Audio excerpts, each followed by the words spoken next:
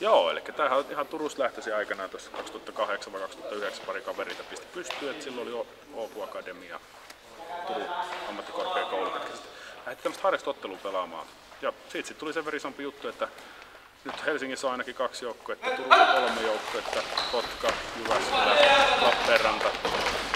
On näitä ympäri Suomea. Tämä on vielä niin suhteellisen nuori laji yliopisto-urheilulajina, että kyllä tästä tulee vielä iso juttu, että se on ihan selvä homma.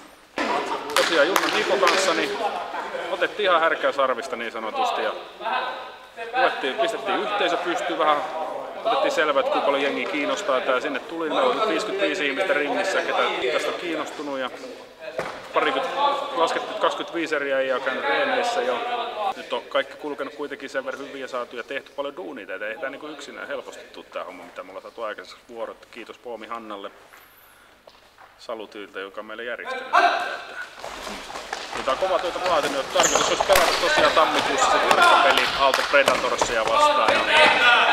Saa nyt nähdä, jos hyvät näyttää, niin saadaan jopa osallistua tänä vuonna jo SM-sarjaa tässä yliopistojen kehityksessä. Olen nyt tässä valmentanut Martin apuna, että ollaan Martin kanssa yhdessä suunniteltu treenien sisältöä ja mitä ollaan vedetty läpi ja sitten ollaan silleen jaettu, että itse on vastannut laitahyökkäjien ja kulmapuolustajien pelipaikkavalmennuksesta ja Martti on sitten vastannut enemmän tuolla boksipuolella. Lajitausta kaikilla on hyvin vähäinen. Meillä on muutama kaveri, joilta löytyy jotain pientä lajitaustaa, mutta lähinnä valmentajat on sellaisia, jotka on aikaisemmin lajin kanssa ollut mukana.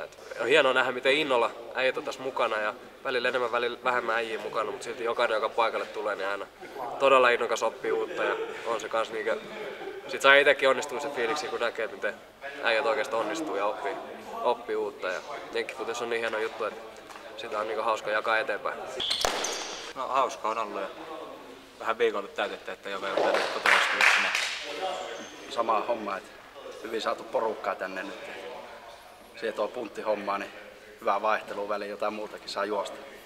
No toivotaan, että saadaan sen verran porukkaa tänne, että päästään pelaamaan sitä sarjaa ja muita kouluja vastaan.